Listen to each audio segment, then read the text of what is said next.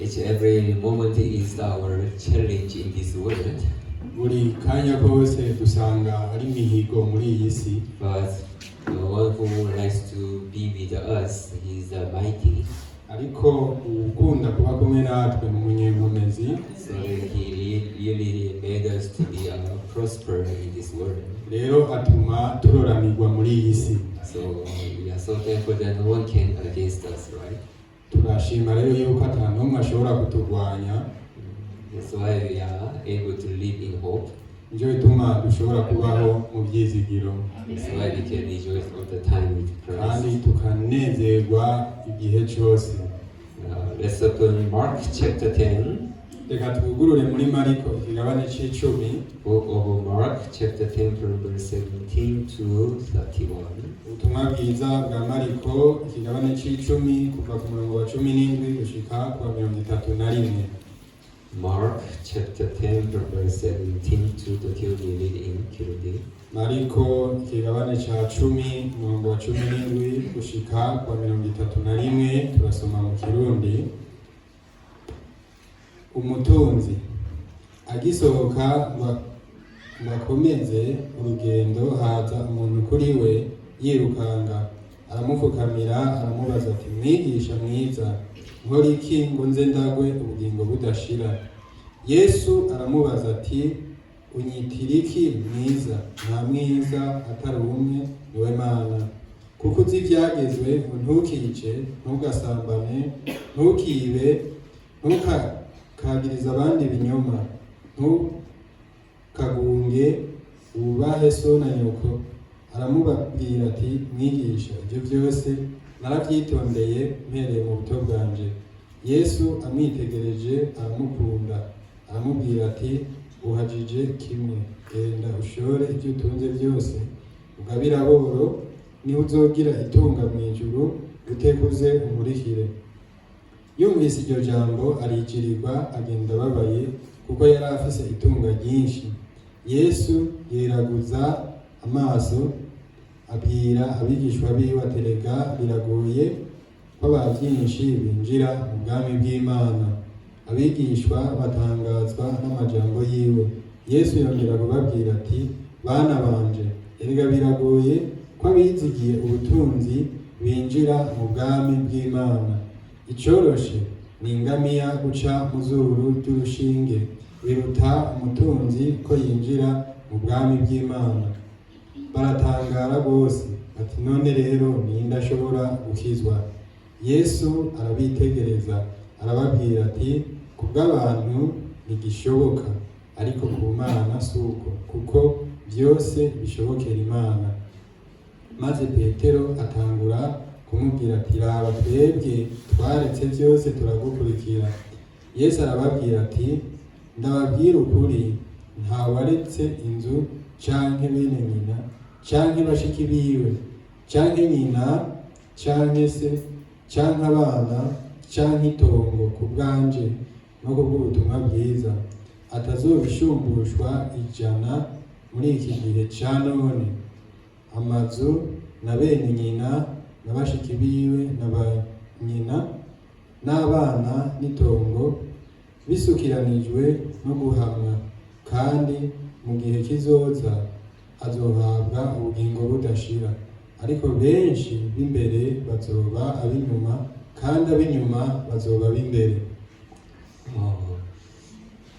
Once God created the earth, man was together with God.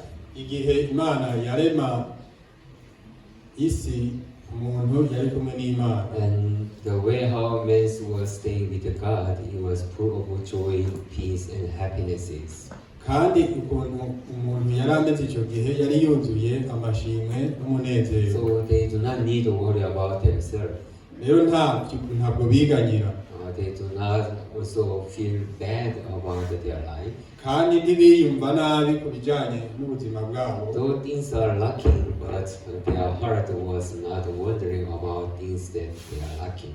Naho hari byaba bibuze, imitima yabo ntiyaba yigiriwe ku bw'ibyo babuze. Because though they do not have any possession, kubera ataco bafise, though they are not wearing a cloth, naho atampuzu bari bambaye. They are not worried about those things, but just to live in peace with God together. Ntibigera biganyira ku bw'ibyo ariko babana n'Imana mu mahoro. That is the relationship that God has created between man and God. Ubwo nibwo bumwe Imana yari yarasizeho hagati y'umuntu n'Imana. So everything was peaceful, everything was joyful in the Ibintu world. byose byari iby'amahoro byo kunezererwa. But all of a sudden, Satan came into the relationship between man and God. Ariko bukwi na bukwi umugwanizi yaje hagati muri uwo mubano w'umuntu n'Imana. And Satan deceived man and destroyed those relationships which man has with God. Hama Satani ahenda umuntu asambura iyo migenderanire yari hagati y'umuntu n'Imana. So men are not able to be provided from God for peace and happinesses anymore. Rero abantu ntibabaye bagishobora kuronka amahoro n'umunezero bivuye ku Mana. That's why men are not cannot help but to struggle continually for their life. Nta kindi rero cabaye ku bantu uretse kuba bandanya bababara mu buzima bwabo. So from there, the fear came into their heart and the worries came into their mind. Rero kuva ico gihe ubwoba bwaraje mu mitima yabo n'amaganya araza mu bwenge bwabo. Things that which they never done before. Ibintu batari bigeze babamwo Things which they never had before. Ibintu batari bwabone ubwa mbere. That is what they received from the Satan after they broke the relationship from God. Nivyo babonye inyuma yuko baciye umubano wari hagati yabo n'Imana. So even God has told them because of a sin that which entered in you. Ndetse n'Imana yarabibonye ati kubera icyaha cabinjiyemo. Now you should live a life that which you have to work for yourself. Ubu mugiye kubaho ubuzima bwo kwikorera. Which means before sin entered into our heart, Bisobanura ngo imbere yuko icyaha cinjira mu mitima yacu. men do not need to work for themselves. Abantu ntibyabasaba ko barinda kwikorera. Isn't it? That is meaning. That's why God said, because of now you are separate from me, you should work for yourself and sweat for your life. Ico nico bisobanura nk'uko Imana yavuze ngo kubera ubu mwatandukanye nanje mugiye kwikorera kubw'ubuzima bwanyu. Which meaning is, before they broke the relationship, it is not their own power to use to manage their life. Bisobanura ngo imbere yuko bakuraho umubano bari bafitanye n'Imana ntibyabasaba inkomezi zabo kugira ngo bikorere. They could manage their life by things which comes from God. Baratunganya ubuzima bwabo bakoresheje ibintu bivuye ku Mana. It is the power of God who care over their man's life. Bwari ubushobozi bw'Imana bwitwararitse ubuzima bwa kiremwa muntu. So the moment that power of God care over man's life, they are able to live in peace and happiness. Igihe rero ubushobozi bw'Imana bwaba buje ku muntu yarashobora kubaho mu mahoro n'umunezero. But because of sin which entered into our heart, ariko kubera icyaha cinjiye mu mitima yacu, men are separated from God. Abantu bagatandukana n'Imana. So nothing could come from God. Rero nta kintu cyashobora kugaruka kive ku Mana. Men has to struggle a lot for their own life. Nico gituma abantu baciye batangura kubabara bikorera ku buzima bwabo. The worries, even sadnesses and fear, everything has come up. Kuva ico gihe rero amaganya n'umubabaro n'ubwoba byaciye byinjira mu mitima yabo. So salvation day which God has accomplished in this world. Rero agakiza Imana yatunganije muri iyi si. It is not only just to wash for our sins. Si ukoza ibyaha byacu byonyine. But it was a purpose there to connect us again with God. Bifise n'intumbero yo kongera kudufatanya n'Imana. And ask people to live with God together. Hama bitume abantu basubira kubana n'Imana hamwe. To recover the relationship that how man was with God again. Bisubirire wa mubonano wari warahozeho imbere yuko abantu batandukana n'Imana. The relationship that which God has created at the beginning. Umujyamubano Imana yari yararemye imbere mu ntango. God, through the salvation, God wants to make people to return again to that relationship which God has been created in at the rero first. biciye mu gakiza imana yashatse yuko abantu basubira bahindukire kandi bagaruke muri wa mubano bari bafitanye n'imana mbere. So men are not living alone. Abantu rero ntibabayeho bonyene. Men are not living with their own power. Abantu ntibabayeho n'ubushobozi bwabo But gusa. men speak to become a person that who lives by power of God and wisdom of God again. Abantu basubiye guhinduka kandi abantu babayeho n'ubushobozi bw'Imana. So though men are facing many challenges in life, rero naho abantu bahangana n'ibihe bigoye byinshi mu buzima bwabo, but the fears and worries cannot rule over their mind and their heart. ubwoba n'amaganya ntibikirongora imitima yabo n'ubwenge bwabo. But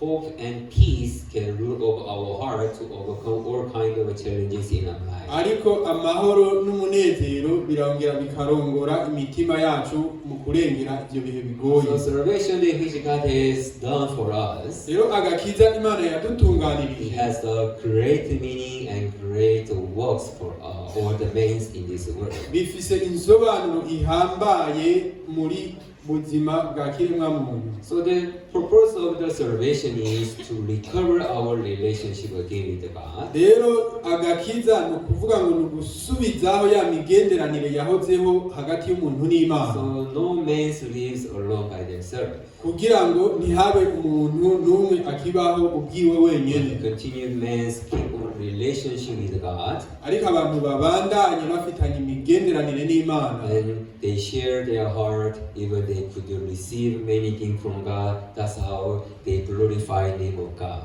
basangire imitima yabo ndetse baronke n'ibintu byinshi bivuye ku Mana. So for that reason, God has saved us, and it was so good on the side of God. kuri bo rero Imana yarabacunguye kandi biba bigaragara neza mu nyonga z'uhoraho, Because it was a sin that which separated man from God. kubera icyaha nicyo cyari cyaratandukanije abantu So n'Imana. once God removed sin from us, igihe rero Imana yadukuramo icyaha, every people can unite with God again.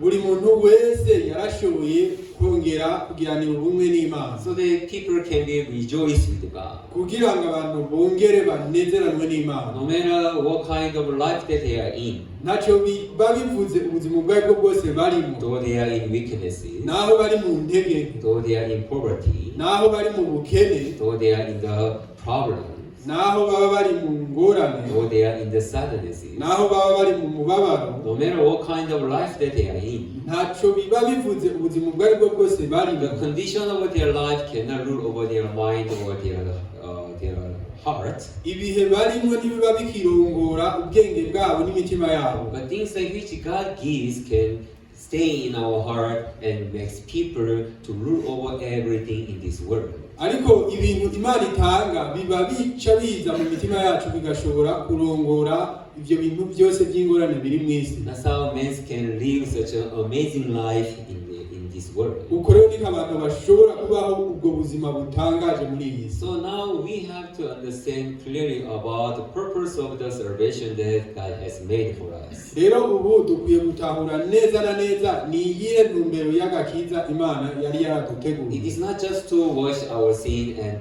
make us to righteous, si ukoza ibyaha byacu gusa ngo itugire abera, but to make people to live with God continually till that Jesus Christ come. ariko no kugira ngo itume abantu babandanya kubana nayo gushika umunsi Yesu Kristo azogaruka. Yeah, then if our purpose is the same in our heart with God, rero hamwe intumbero yacu yoba ari imwe mu mitima yacu the n'iy'Imana, reason that God saved me from the sin, impamvu Imana yancunguye ikankura mu the byaha, reason that God gave me eternal life is, impamvu Imana yampaye ubugingo budashira, it's not just makes me free from the sin, si ukugira ngo ingire uwidegenja gusa ku byaha, but also God wants to be with me till the end of the world. ariko ishaka no kubana nanje gushika ku muhero w'isi. So when God takes Israel people to come out from the Egypt, rero igihe Imana yakura abanyisirayeli mu bunyagano bwa Egiputa, outwardly it was just because of a promise that which God gave them. mu buryo buboneka inyuma gusa wibaza ngo ni kubera isezerano Imana yabahaye. I shall give you land of the Canaan. Ati nzobaha igihugu cy'i Kanani. It is the land there whereby milk and honey is flowing. Ati ni igihugu gitemba amata n'ubuki. I'll give you the land for you. Nzokibaha kijya gihugu. Outwardly is just to fulfill the promise that which he makes with God. Mu buryo buboneka inyuma gusa kwari nko gushitsa isezerano Imana yari yaravuze. But what God wants to do with the Israel people, ariko icyo Imana yashaka gukorera abanyisirayeli, God wants to teach them who is the God they believe. Imana yashaka kubigisha mbe niyihe Mana bizera, And how God is mighty. n'ukuntu ari nyabushobozi, And what I want to do through you. n'icyo ishaka kubakorera. What is the way that you can be saved and blessed? Niyihe nzira mugiye kuzokirizwamo muhezagirwa. So the one which God wants to do in the people's heart of Israel rero icyo Imana yashaka gukora mu mitima y'abanyisirayeli is to establish faith that believing in Him no matter what kind of situation that they are in. kwari gushikamisha umutima wo kuyizera naho baba bariko baca mu bihe bigoye gute. Yeah, God, He Himself wants to be established in the people's heart as the God and the Master of their life. Rero Imana yashaka kwishikamisha mu mitima y'abantu nk'umwami n'umurongozi w'ubuzima bwabo. So that the Israel people life, rest of Israel life can be together with God forever. Kugira ngo ubuzima bwabo bari basigaje bazobaneho n'Imana. So that continually they are having a connection with God, relationship with God.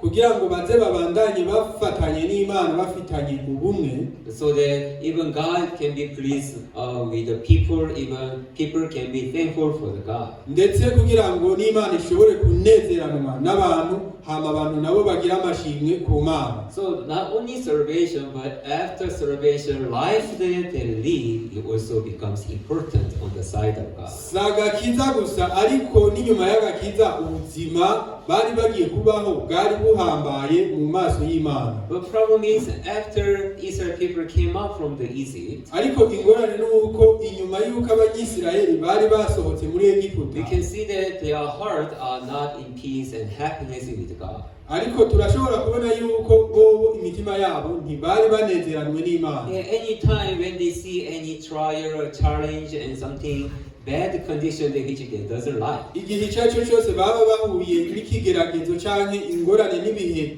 bibi, they just keep on complaining to God. ntaco bakora uretse kwidodombera Imana. When they feel hungry, oh, we are so hungry, we are not taking a good food the way how we ate at the Egypt. Rero n'igihe baba bashonje bavuga ati turashonje kandi ntidufungura neza nk'uko byahoze turi muri Egiputa. So though God provide the food, they are not happy with the food that which God provide. Naho Imana yabarose imfungurwa ntibashobora kunezererwa imfungurwa yabahaye. And if they just feel thirsty and just because of that they just complain to God. Ndetse n'igihe baba banyotewe kubera uko kunyoterwa gusa baca bidodombera Imana. Even the way it is no good, they are ready to complain God. Ndetse n'igihe inzira itaba imeze neza naho nyene baca babona bapfa kwidogera Imana. Why Israel has the condition that to complain all the time to the God. Rero abanyisirayeli bari bafise ibihe byo kwama bariko baridodombera Imana buri munsi. Though God has taken Israel people through His good will, naho Imana yari yararokoye abanyisirayeli mu mugambi wayo mwiza, why Israel are not able to rejoice with the will of God? ariko ni kubera iki abanyisirayeli batashobora kunezererwa umugambi w'Imana? Because though they are following the way of God, guidance of God, kubera naho bakurikira uburongozi bw'Imana n'umugambi wayo, the one which they are focusing and the one which God focused, it was the difference. ibyo bari bahanze amaso n'iby'Imana yari ihanze amaso byari bitandukanye. Yeah, on the side of God, most important things of Israel people was mu ruhande rw'Imana ikintu ngirakamaro ku banyisirayeli cyari to know about God first, kumenya Imana ubwa mbere, how he is mighty, ukuntu ari nyabushobozi, how he is sincere to fulfill his will and promise. n'ukuntu idahemuka mu gushitsa isezerano ryayo n'umugambi wayo, And so that how God is able to bless their life. n'ukuntu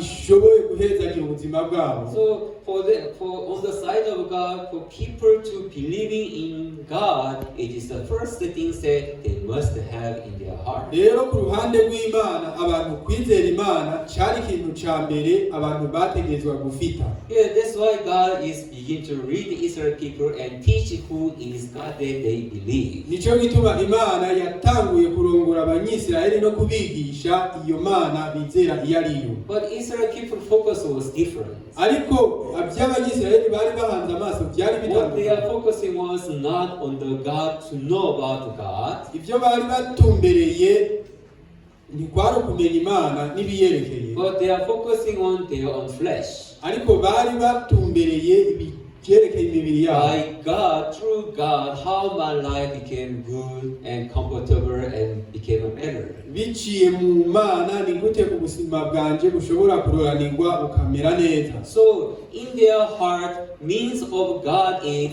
someone who provide good thing for their life. Mu maso yabo insobanuro y'Imana yari ujya muntu abaha ibintu byiza bakeneye mu buzima. So, reason that to follow way of God was to gain something good for their own life. Rero impamvu yabo yo gukurikira Imana kwari kugira ngo baronke ibintu bivuye ku Mana. That's why when they see things are not happening according to what they want, how their flesh wants to be, Nico gituma igihe cyo cyose babona ibintu bitariko bigenda nk'uko bo bashaka, then they just ready to complain each every instead which they don't feel good.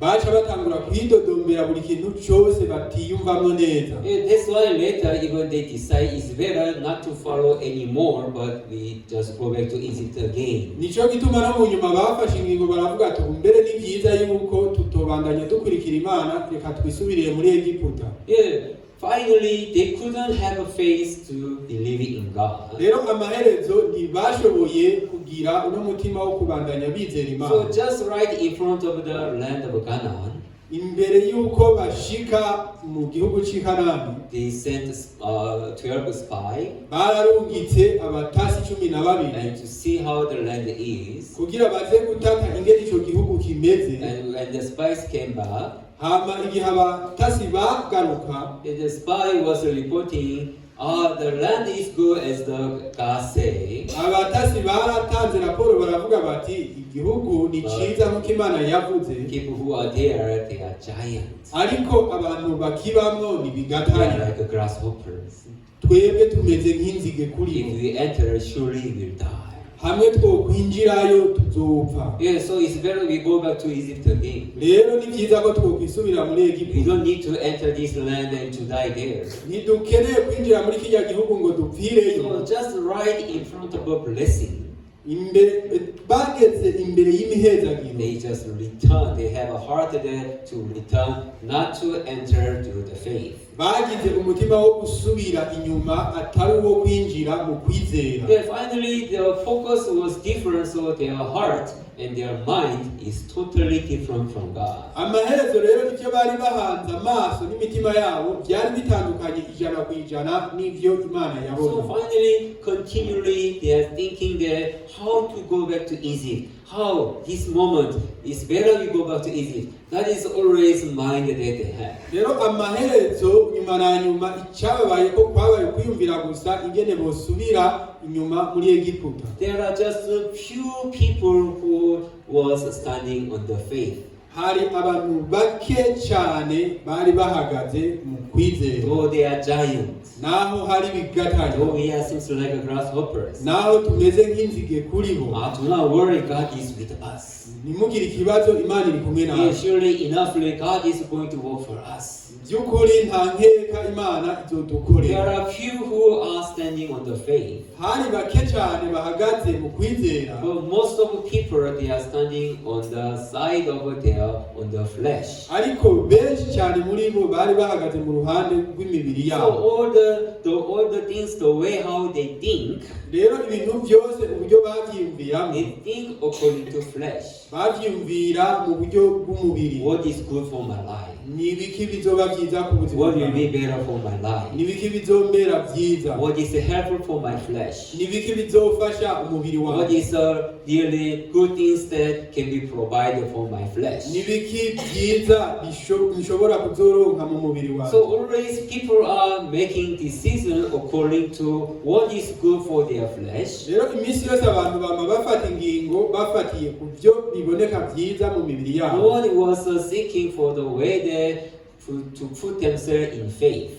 Nta n'umwe usanga ariko ariyumvira ku bijyanye n'ingene yo kwinjira mu kwizera. So once God saved us, Rero igihe Imana yaducungura, even He like us to learn about God, ndetse natwe yarakunze yuko tubanza kwiga ku bijyanye n'Imana, how God is, ukuntu Imana imeze, how He is mighty, ukuntu ari nyabushobozi, how God is sincere to fulfill His promise. n'ukuntu Imana idahemuka ku bijyanye no gushitsa isezerano So ryayo. that God wants to teach about Him Rero Imana yashatse kutwigisha ubiriyo and to make people to do the spiritual life by faith. kugira ngo itume abantu babaho ubuzima bwo kwizera. God, He likes to guide people to stand on the faith so that they can be together with God the rest of their Rero life. Imana yakunze yuko abantu bahagarara mu kwizera kugira ngo babane nayo, But still, our focus is not to learn faith, not to know about God and to follow way of God. That is not a focus that what we have in our ariko life. ingorane n'ubu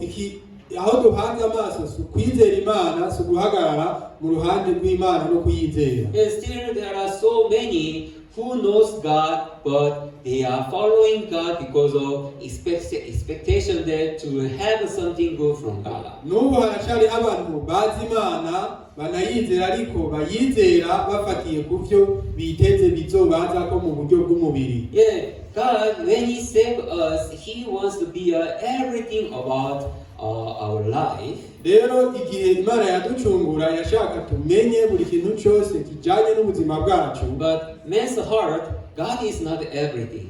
ariko mu mitima y'abantu Imana si buri kintu cyose. Faith is not everything over their focus in this world. No kwizera si buri kintu cyose bahanze amaso muri iyi si. That's why though there are things that which God works for us and do many things and provide many things for us, Nicyo gituma naho hari ibintu byinshi Imana ishaka gushitsa no kudukorera, our heart is not really rejoicing with God.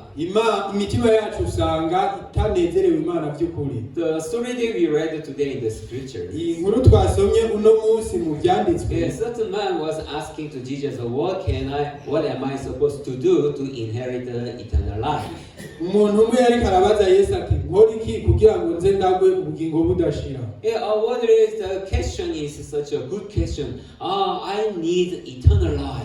Mu buryo buboneka inyuma, ikibazo cyari cyiza cyane cyo kuvuga ngo ndakeneye ubuzima budashira. So what am I have to do? What am I supposed to do so that I can have this eternal life? None nkora iki kugira ngo ndonke buno bugingo budashira? But the one which Jesus Christ is saying, everything that you have, you give for the weak people, and just you follow me. Ariko icyo Yesu yamwishuye avuga ati genda ushore ibyo ufise byose ubihaboro hanyuma uze unkurikire. When the person hear the voice of the Christ, Igihe uwo muntu yumva ijwi rya Kristo, because he has so many possessions, kubera ko yari afise ubutunzi bwinshi, he wasn't able to. It was not easy to give up everything and just to follow way of God. ntibyabaye bimworoheye guheba byose ngo hama aza akurikire Kristo. So he became very sorrowful. Rero yaciye yumva umubabaro mwinshi cyane. Yeah, what does it mean? Ati maybe siguri In his heart, mu mutima wiwe he concerned about himself. yari yitwararitse ubwiwe. His focus is himself. Yari yitwararitse bimwerekeye. As he was focusing on his life, kubera ko yarahanze amaso ubuzima Yeah, bwiwe. thinking of eternal life is such a good thing and precious thing also. Rero kwiyumvira no ku bugingo budashira nacyo cyari ikintu cy'agaciro kuri we. That's why he was asking to Christ, what am I have to do to make myself to have this eternal life which is good for me? Nico gituma yagize kino kibazo cyo kubaza Yesu Kristo ati mbe mwigisha nkora iki kugira ngo ndonke buno bugingo budashira bwiza kuri jewe. Not purely he just focusing on the eternal life and to follow way of the Christ, Atari kugira ngo aronke buno bugingo budashira hama kwirikira inzira ya Kristo, but as he was living for his flesh, just he wanted to add even eternal life as well. ariko kubera ko gusa yarabayeho mu buryo bw'umubiri yarumva anezerewe kandi no kugira na buno bugingo budashira. So question itself is good. How what am I supposed to do to have eternal life? But that is not pure faith that which can be together with the Christ. Ikibazo cyari ingene yoronka ubwo bugingo budashira, ariko ntiyari afise ukwizera ko kugira buronke. Purpose that God saved us is making us to be together with God all the time in our heart. Intumbero Imana yaducunguriyemo kwari kugira ngo itume tubana nayo ibihe byose. Yeah, that's why Jesus Christ told him, if you want to have eternal life, give out all the things that what you have first. Nico gituma Yesu yamubwiye ati nimba ushaka kuronka buno bugingo budashira, banza uhebe bijya bintu byose utunze, And you should just follow me only. hama uze umurikire jewe. Do you have the faith? Mbe urafise uko kwizera? And that is what Jesus Christ is asking him. Nico Yesu Kristo yari karamubaza. Yeah, do you believe in me even to give up everything and to follow my way? Mbe uranyizera ku buryo ushobora no guheba buri kintu cyose ufise ugakurikira inzira yanje? But this person, he cannot give up everything that he has. Ariko no muntu ntiyashobora guheba ubutunzi bwose yari afise. He was just focusing eternal life, which makes him good. Yarahanze amaso ubuzima budashira gusa bushobora kumugira ubuhimbawe, But not a faith that be together with the Christ until the end of the world. ariko atakwizera ko kubana na Kristo gushika ku muhero w'isi. Now the reason that God saved us, Rero ubu impamvu Imana yaducunguye it is not to live for the things of myself and to worry about my flesh, si ukugira ngo tubeho gusa n'ibintu byacu twitwararitse imibiri yacu gusa, through faith to unite with God and to follow way of God. ariko biciye mu kwizera tunywane n'Imana dukurikire n'inzira y'Imana. Yeah, so when Pastor Barb, after he received salvation, Rero igihe umwungere Pake yavuga inyuma yo kwakira agakiza, yeah, really he was focusing how to preach this gospel. by'ukuri yarahanze amaso ku kijyanye n'ingene yo kwigisha buno butumwa bwiza. So, really, salvation that I received is so great, and I'm so thankful and happy for this Ati salvation. by'ukuri agakiza nakiriye nak'igiciro cyane. So, Pastor Bob was thinking how to preach this gospel. Rero umwungere Pake yari kariyumvira ingene azokwigisha buno butumwa bwiza. And for him to preach this gospel, Rero kuri we kugira yigishe buno butumwa bwiza, really, it wasn't an easy thing for his life. ntibyari ibintu bimworoheye mu buzima He was bwiza. suffering a lot, Yarababara cyane, even he was starving a lot. yaranasonza cyane, He was staying in a cold room. ndetse yarabaye no mu cyumba gikanye cyane, Even he was thinking that maybe I will die in one day. ndetse araniyumvira ati birashoboka ko umunsi umwe nzopfa. Yeah, that's how his life was passing through so many challenges. Uko rero niko ubuzima bwiwe bwaca mu bihe bigoye cyane. The reason I Pastor Bag is able to make so many testimony about the faith, Ariko impamvu umwungere Pake yari afise kwari kugira aronke intahe nyinshi zijanye no he kwizera. was not looking at his flesh condition, Ntiyari kararaba ibihe by'umubiri wiwe, but he was look upon God. ariko yarahanze amaso Imana. He was pushing himself to stay in faith. Yaguma yisunikira mu gushikama mu kwizera. That's how he was able to learn about God. Uko rero niko yashoboye kwiga ku bijanye n'Imana, That's how he was able to find how God works in his life. kandi niko yashoboye no kubura ingene Imana yakoze mu buzima After bwiwe. that, he could stand on the faith, Inyuma yaho yarashikamye mu so kwizera that he was able to do the spiritual life with God together. kugira ngo ashobore gukora ubuzima bw'impwemu ari kumwe n'Imana. So focus of Pastor Bud is to do the spiritual life in faith with God. rero intumbero y'umwungere pake kwari gukora ubuzima bw'impwemu mu kwizera ari kumwe n'Imana. That's why he was able to rejoice continually. Uko niko rero byatumye ashobora kuba unezerewe He was udasinda. able to feel happy to be together with God. yarashoboye kuba uwiyumva neza kuba ari kumwe n'Imana. So many times Pastor Bach said like this. Inshuro nyinshi umwungere pake yavuga nk'uko If really God is like this for me, ati hamwe Imana yoba ikunze ibi kuri jewe, even though I go to desert alone, naho noja mu bugaragwa jenyene I will not die. sinzopfa, Because God is really work for me. kubera Imana izonkorera nta nkeka. That's how he could know about God and could have a faith strongly in his heart. Uko niko yashoboye kumenya Imana, aragira no kwizera kw'inkomezi mu mutima wiwe. So whenever we found how God works for him, how God answers his prayer, he is full of thankfulness and happiness in his heart. Igihe icyo ari cyo cyose tubonye ingene Imana yamukoreye, ingene yishura amasengesho yiwe, turashobora kubona ingene umutima wiwe wuzuye amashimwe. Because his focus was God. Kubera ko aho ahanze amaso yari Imana. God itself.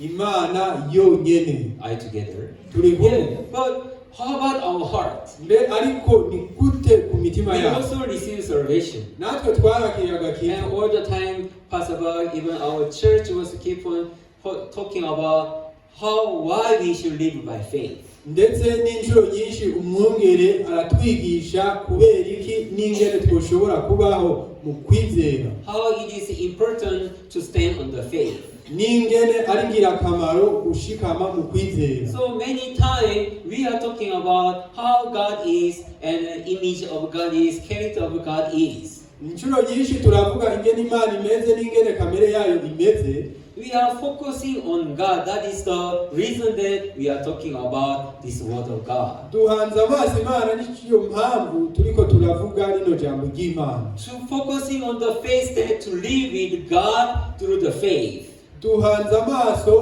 kuri buno buzima bwo kubaho n'Imana mu So kwizera. that God can be everything of our life. Kugira ngo Imana icike buri kimwe mu buzima bwacu. Not the things of the world, Atari ibintu byo mu isi, but God can be everything in our heart. ariko Imana irashobora kutubera buri kimwe mu mitima But yacu. this man who are asking for the eternal life, Rero kuri uno muntu yariko arabaza ku bijanye n'ubugingo though he was budashira, thinking of eternal life, nawe yiyumvira ku buzima budashira, but his focus was himself, not a God alone. ariko intumbero yari yiwe yari wenyene ubwiwe atari Imana. That's why he continued just thinking of how he's going to be if he gave up everything. Nico gituma yabandanije yiyumvira ingene bigiye kuzomera hamwe yotanga buri kimwe ku That is Mana. not the thing that I was expecting. Atoya ivyo sivyo nari niteze. Yeah, just I live comfortably like this with all the money that I have. Jewe nshaka ubuzima buroraniwe gusa n'ayo mafaranga yose mfise, And on it, I want to add eternal life together.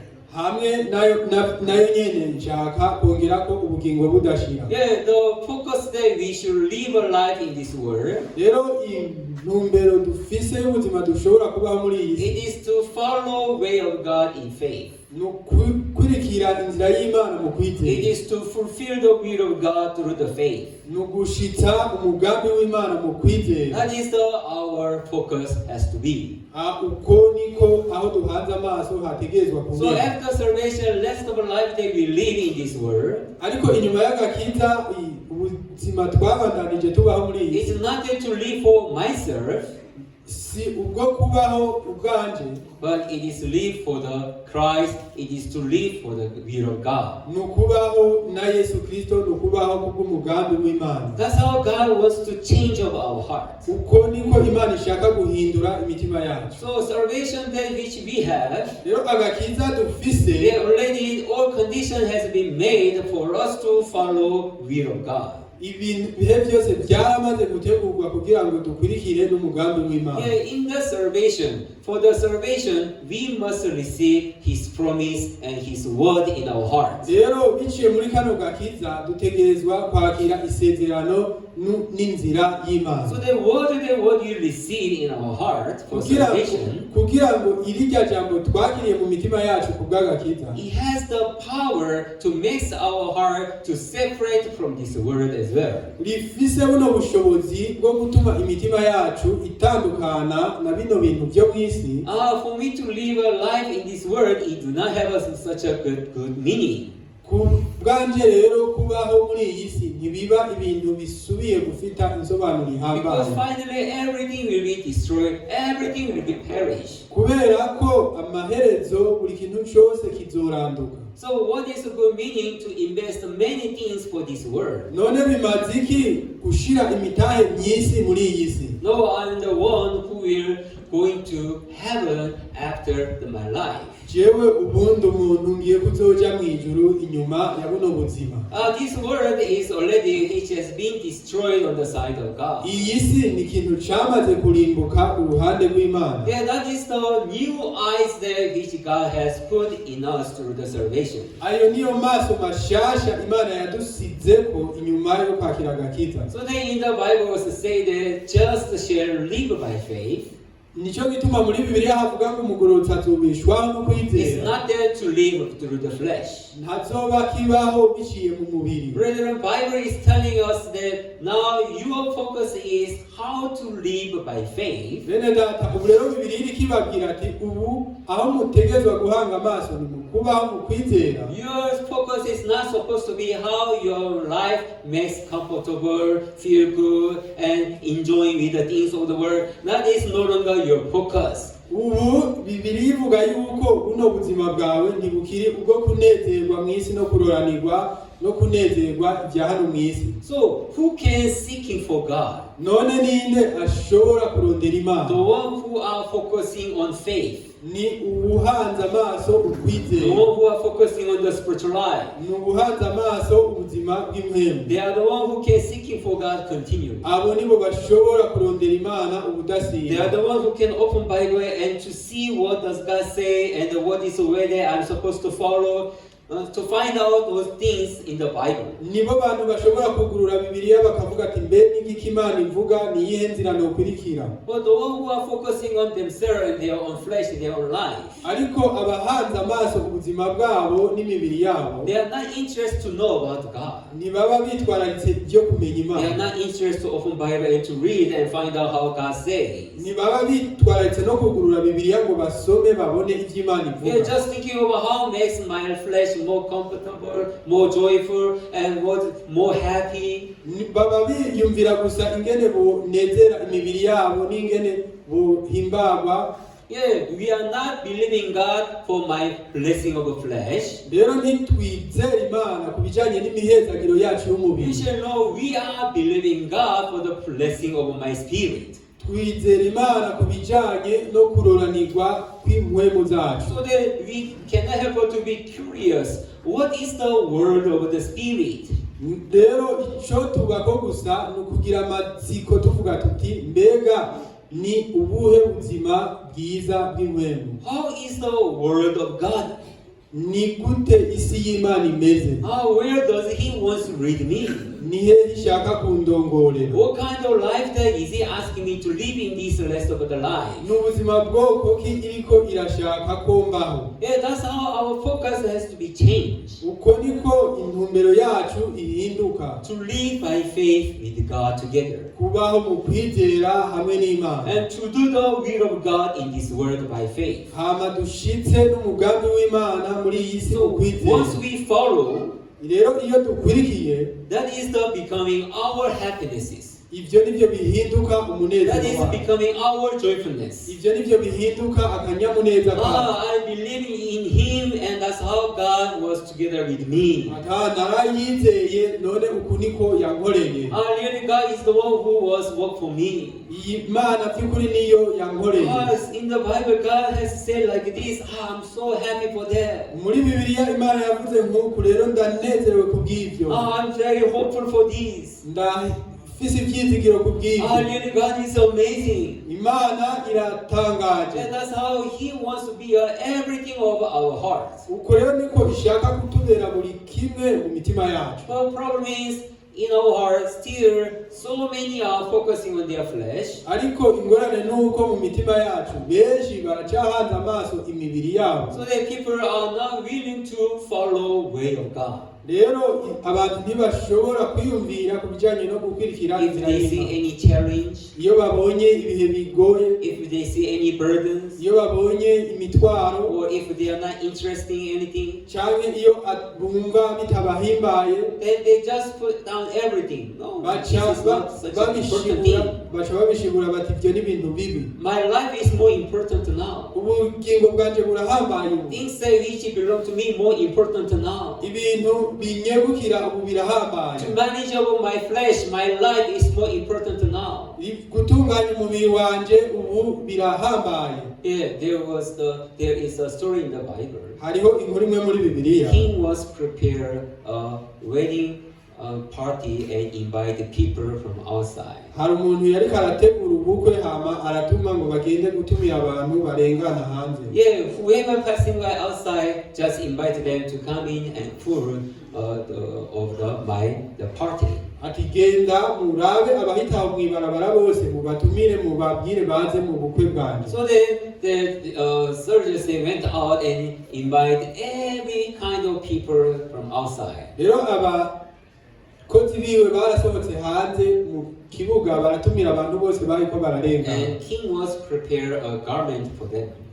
Kandi umwami yari yabateguriye umwambaro. So everyone was wearing a garment that which king prepared. Rero buri umwe wese yategerezwa kwambara umwambaro umwami yateguye. But one person was not wearing a garment that which king was prepared. Ariko umuntu umwe niwe atari yambaye umwambaro wateguwe n'umwami. He was standing there with his own. Yari ahagaze hajya n'impuzu ziwe. So king was asking, why are you not wearing a garment that which I prepared? Umwami rero yari karabaza ati kubera iki utambaye impuzu jewe nateguye? And soldiers take him and then take him out. Ati basirikare nimufate mumusoha. He will stay in darkness there. Amumurekure agwe mu mwijima. Yeah, what is the meaning that wearing a garment that which the king prepared? None bisobanura iki kwambara umwambaro wateguwe n'umwami? Whoever with the king, uri kumwe n'umwami wese, they are not supposed to be with their own images. Ntibategerezwa kubaho n'ishusho yabo. They must be together with the things that which the king prepared. Bategerezwa kubaho mu bintu umwami yateguye. Wearing a garment meaning is covering of all their image, hiding of all roots of all their image.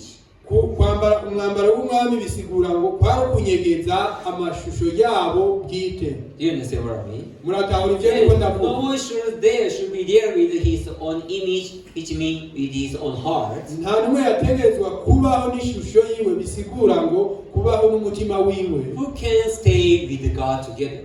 Ntashobora kubana n'Imana. The one who wear a heart of God. Ubana n'Imana n'umuntu yambaye umutima will of God. Umuntu yambaye umugambi w'Imana. Wearing the promise of God. Umuntu yambaye isezerano ry'Imana.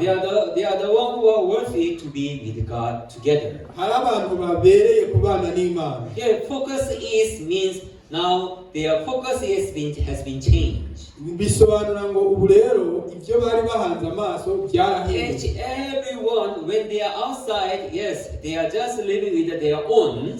Buri muntu wese iyo bari hanze umwe wese ababayeho kwiwe. Once they came into the word of God, ariko iyo binjiye mu isi y'Imana, they should lose all their image. They should give up everything they reach in their heart. Bategerezwa gutakaza amashusho yabo n'ibintu byose bari bafise mu mitima yabo. So the one who wear the things that which God prepared for us. Kugira ngo bashobore kwambara ibyo Imana yabateguriye. They are the ones who are able to stay with God together. Nibo bantu kandi bashobora no kubana n'Imana. Now there are things which God is asking us. Rero ubu hariho ibintu Imana iriko iratubaza. Through this salvation, the one which I want to make it in your heart. Ati rero biciye muri kano gakiza icyo nshaka gukora mu mutima wawe. It's not that something you continue with your own. Si kugira ngo ubandanye n'ibyawe. But to do the spiritual life. Ariko ni kugira ngo ubeho ubuzima. Believe in me and to follow me and to be with me continually.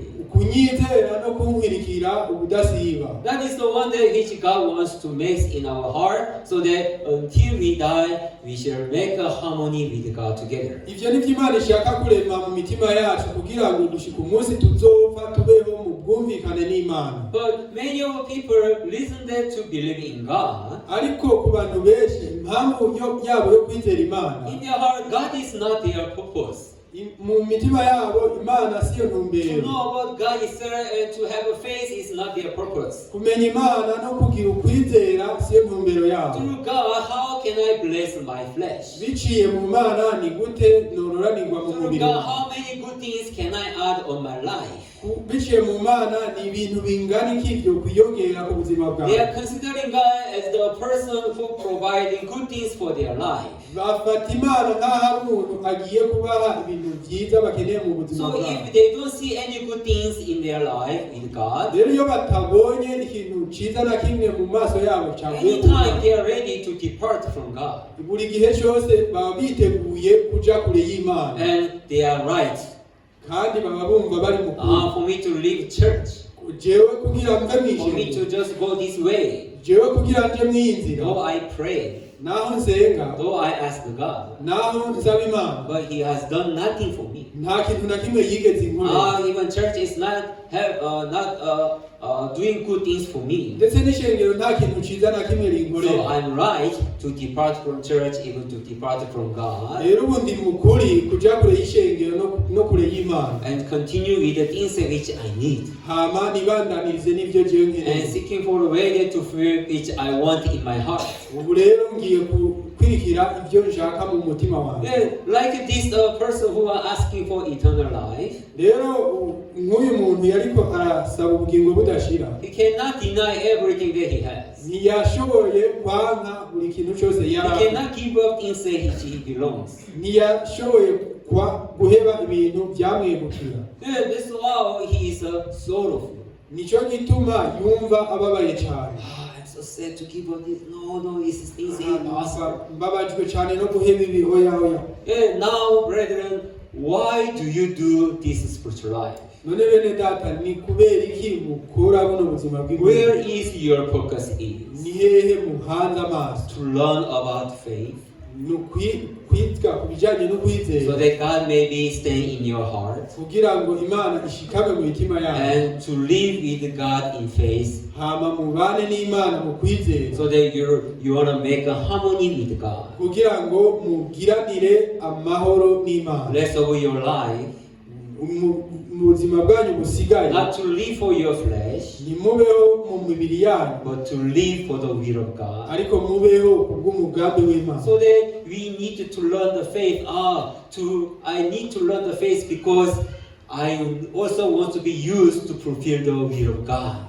Muvuge muti naje nkeneye kubaho mu kwizera kugira ngo nshitse umugambi w'Imana. Is it your purpose there to do the spiritual life? Mbe niyo ntumbero yanyu yo kubaho ubuzima bwo kwizera, Or you are doing a spiritual life to add something good on your life and on your flesh? canke muriko mubaho mu kwizera kugira ngo mugire ibintu kanaka mwongera ku buzima bwanyu bw'umubiri? Focusing that which God has for us Guhanga amaso ivy'Imana idufitiye is for our spirit to be blessed by the faith, ni kubw'impwemu yacu kugira ngo izihezagirwe mu so that kwizera, we can continually have a fellowship in our heart with God, kugira ngo tubandanye kunywana n'Imana mu mitima yacu, so that God became everything in my heart. kugira ngo Imana ihinduke buri kimwe mu mitima So yacu, through God I'm happy, through God I'm rejoicing, kugira ngo biciye mu Mana nezerwe ngire n'akanyamuneza, and glorify the name of God in happinesses. nshire ni hejuru izina ry'Imana mu munezero. God, I'm so much thankful for your works that have done for me. Ati Mana, ndahimbawe cyane, ndafise amashimwe kubw'ibikorwa wankoreye. Really, God, you have been together with me. By'ukuri Mana wabanye nanje. God, please, you lead me even to go for another level of the faith. Ndetse Mana, n'ubu nundongorere kuja mu rundi rugero rwo kwizera. So that really I can be with you, and through me your mightiness can be revealed to others as well. kandi Mana kugira ngo nshobore kubana nawe n'ubushobozi bwawe ushobore kwiyubura biciye muri jewe ku bandi. So if others can be saved through me, through the image that which being revealed through me, hamwe abantu rero boshobora gukizwa biciye mu shusho igaragazwa muri jewe, how it is a grateful thing for my spirit and blessing for my spirit. mbega ukuntu vyoba bihambaye ku bijanye n'imihezagiro y'impwemu yanje. It's not so, brethren. Mbese ko bimeze ga bene data. Yeah, we shall know that God is focusing on our spirit, not our flesh.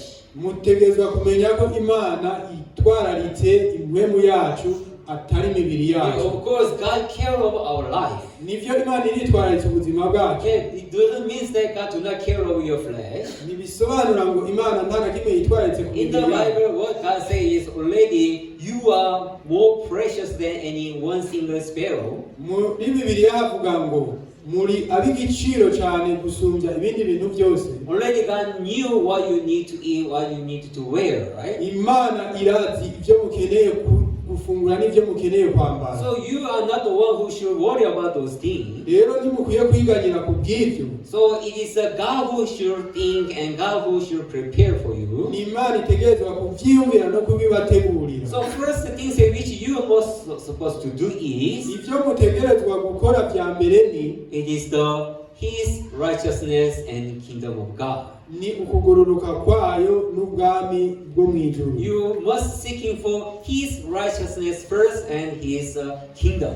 Murondere ukugororoka kwayo n'ubwami bwayo. Yesu nashimwe. Siko biri. So really God has shown us clearly what is the rest of our life has to be, how it has to be after salvation. By'ukuri Imana yaratweretse isi tugiye kuzobamwo inyuma y'agakiza kacu. It is to stop all the worries about my flesh or even for my life. Ni uguhagarika amaganya yacu ku bijanye n'imibiri yacu n'ubuzima bwacu. But seeking for His righteousness and His kingdom. Turondere ukugororoka kwayo n'ubwami bwayo. So it connects with what that just shall live by faith. Ni bifatanye na rya jambo rivuga ngo umugororotsi azobeshwaho no Seeking kwizera. for the life that to live by faith, that is should be our focus. Kuhanga amaso ubuzima bujanye no kwizera nivyo bitegerezwa kuba intumbero yacu. Then anyone who are focusing on the faith to live in this world through the faith, Rero umuntu wese ahanze amaso ukwizera kugira ngo abeho mu isi no kwizera, church is needed for them. ishengero riba rikenewe ku bwabo. Word of God is needed for them. N'ijambo ry'Imana rirakenewe ku bwabo. Even the fellowship is needed for them. Ndetse no kuganira birakenewe ku bwabo. Even to pray needs their life. Ndetse n'amasengesho ni byankenerwa mu buzima bwabo. Is it? Siko biri. Yeah, that's how our heart are changed. Uko niko imitima yacu yahinduwe. Who are not concerned about spiritual life. Nta n'umwe aterwa n'ibyo bintu by'ubuzima Who are not bw'Imana. concerning about God and faith. Ninde aterwa n'Imana no kwizera? They don't need the church much. Abo ntibaba bakeneye ishengero The cyane. word of God is not really need much. Ijambo ry'Imana ntiriba rikenewe cyane. Even prayer is not really need much in their heart. Ndetse n'amasengesho ntaba akenewe cyane mu mitima yabo. Fellowship is not really needed in their life. No kuganira ntibiba bikenewe cyane mu buzima bwabo. Why? Just they are comfortable enough with their flesh. Baba bumva bahimbawe baroraniwe mu mibiri So yabo. those who are focusing on their flesh in their life, they don't want to come to church, even they don't need to fellowship in their heart. Rero abantu bahanze amaso imibiri yabo ntibaba bakeneye kuza ku ishengero ndetse no kugiranira ubumwe n'Imana. But those who are focusing on the spirit and the faith, Ariko ku bantu bahanze amaso impwemu yabo no they kwizera, are so curious. How is the word of faith? How is the word of God? baba bafise amakenga cyane bavuga ati mbega isi y'impwemu imeze gute, mbega isi y'Imana imeze gute, What is the life there to live by faith? mbega n'ubuhe buzima bwo kubaho mu And kwizera, what does He want to put in my heart? mbe n'iki ishaka gushira mu mutima How wanjye, does He want to be with me in this world? mbe ni gute ishaka kuba na nanje muri iyi We are si. so curious about that, and that's why we are ready to seeking for all the things things in the Bible. Nico gituma baba bafise amakenga biteguye kuraba buri kintu cyose muri Bibiliya. Do you understand? Bene data murabitahura ivyo ndiko ndavuga. Are you together what I'm talking about? Turi kumwe kuvyo ndiko ndavuga ubu. Yes, this is how automatically our heart keep on moving toward God and to receive many things from God. Nico gituma rero imitima yacu ishobora gutera intambwe ija ku Mana igashobora kwakira imihezagiro iva ku Mana. Whenever we listen testimony from Pastor Ba, igice cyose twumvise intahe y'umwungere pa. His heart is full of thankfulness and happiness. Umutima wiwe uba wuzuye amashimwe n'imihezagiro. So even Pastor Ba was saying like this. Whenever he found some problem and difficulties in his life, he is ready to against them. Hey, who told you to come to me? You stay there, don't come to me. I want to deal with the joy and happiness first. I want to deal with the thankfulness first. Hey, problems, sadness, don't come to me. Not allow for you to come to my life. What is the meaning? Does he have a power that to control by himself? It is not so. He was facing God, that is meaning. Apart from the problem or sadness in his life, his heart is facing God in faith. As long as he is facing God in faith, nothing could come in and destroy his heart.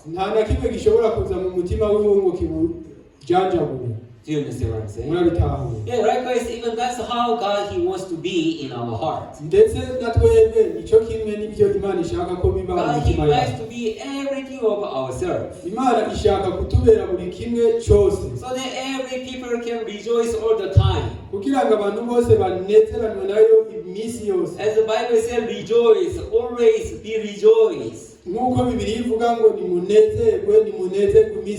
Hey, how things are possible, God? Who can rejoice always? No way. We are thinking like that because we are looking at and focusing on our flesh. But if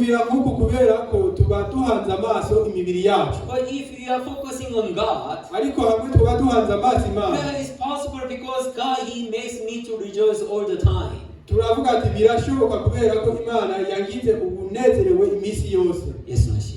Yes, that's how our purpose has to be now changed. Why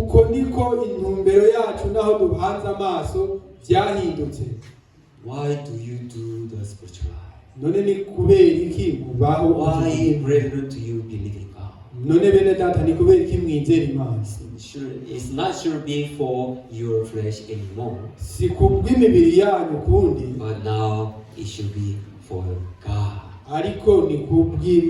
For the faith. For your spirit.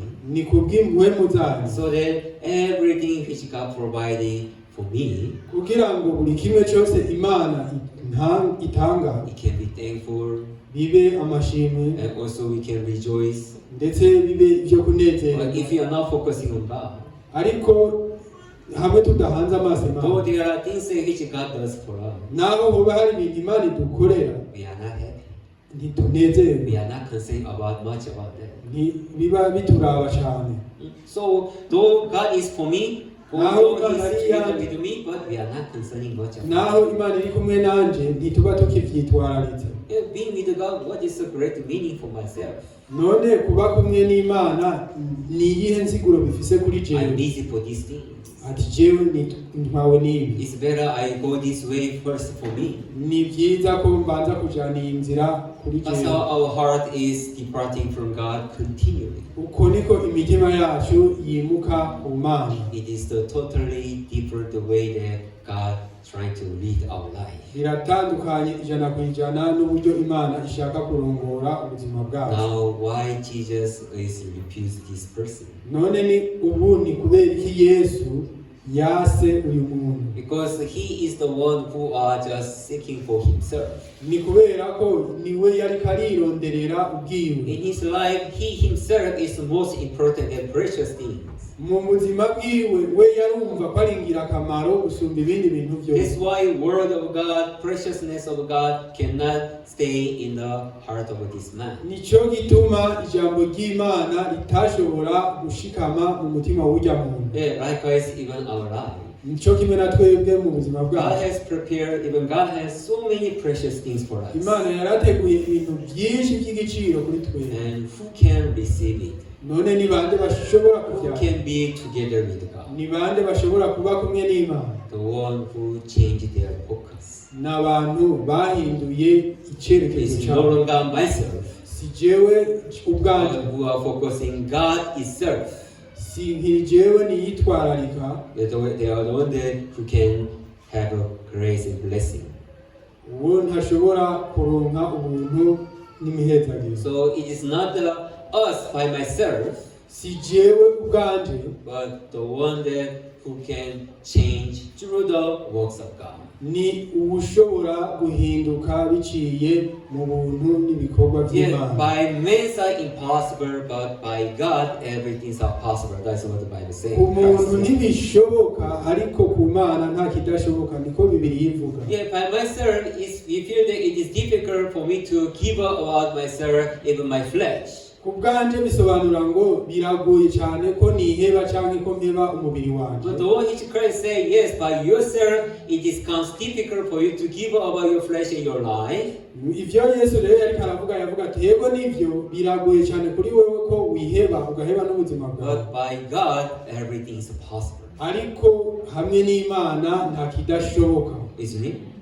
Are you together? So, through works of God, now He is working in your life to change over your heart, to change over your focus. Rero biciye mu bikorwa by'Imana, ubu Imana iriko irakora kugira ngo ihindure umutima wawe n'icyerekezo cyawe. So even brethren, if you offer your heart through the Christ, and if you are ready to follow way of God, ndetse no kuri bene data igihe uba wuguruye umutima wawe kandi witeguye gukurikira ibikorwa by'Imana, surely this word of God will work in your heart to change over your heart. by'ukuri rino jambo rizokorera mu mutima wawe kugira ngo rihindure buri kimwe cyose mu mutima wawe, So that our hearts can be united and have one heart with God. kugira ngo ino mitima yacu inywane n'Imana, tugire umutima umwe n'Imana, So that we can do real spiritual life in this world. kugira ngo dushobore kubaho ubuzima nyakuri bw'Impwemu muri iyi Brother, si. what is a real spiritual life? None bene data, nubuhe buzima It's nyakuri not to bw'Impwemu? follow my own thoughts Si anymore, ugukurikira ivyiyumviro vyanje but to kose, follow word of God in faith.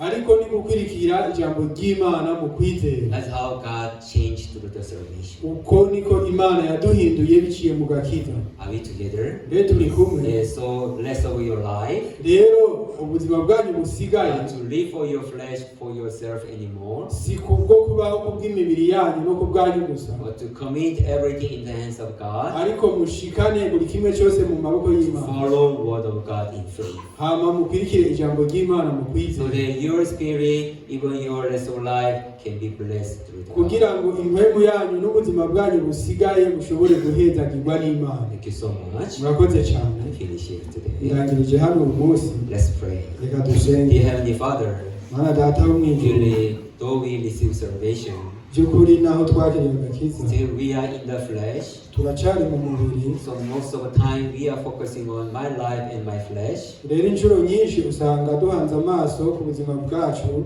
That's how we are trying to change over my condition. niko rero tugerageza guhindura ibihe And byacu. through that we are seeking for happinesses and joyfulness in this world. Rero biciye muri ibyo tuba turiko turahiga umunezero n'amahoro muri iyi si. But God, through the salvation, Ariko Mana biciye mu gakiza maybe you change over us. waraduhinduye by'ukuri. We are not focusing on ourselves anymore, Ntitukira abahanga amaso ubwacu, but we are focusing on you. ariko duhanze amaso wewe. So we are eager to know about your word and your faith, Dufise ino nyota yo kumenya ijambo ryawe no kwizera kwawe, so that no one can live for you themselves but for the Lord. ari kugira ntihagire n'umwe aba akibaho kubwiwe ariko abeho kubw'umwami. So you are going to please with us. Rero kugira ngo tuze tunezerane nawe. And through your blessing, even our heart, our life are going to be rejoiced. Ndetse biciye no mu mihezagiro yawe imitima yacu n'ubuzima bwacu buzonezerwe. God, I pray for all our brethren, no one shall live for themselves. Mana ndasenze ku bwa bene data kugira ngo ntihagire n'umwe abaho kubwiwe. Everyone is living for you and for your will. Buri wese abeho ku bwawe no ku mugambi wawe. So at the end they will glorify your name, Lord. Kugira ngo mu mpera baze bashire hejuru izina If there ryawe. are any brethren who are in trial through the Satan, Nimba hari mwene data n'umwe bari mu bigeragezo ku bwa I Satani, believe that you are going to save them Mana ndizera yuko ugiye kubakiza and makes them to stand on the faith. hama utume bashikama mu kwizeza So that really you shall give them great happiness in their life. kugira ngo uzubahe umunezero uhambaye mu buzima bwawe. Really, we are so thankful for today. Mana turakenguruka cyane ku bw'uyu munsi, We pray in the name of Jesus Christ. tubisenze mu izina rya Yesu Kristo. Thank you so much. Murakoze.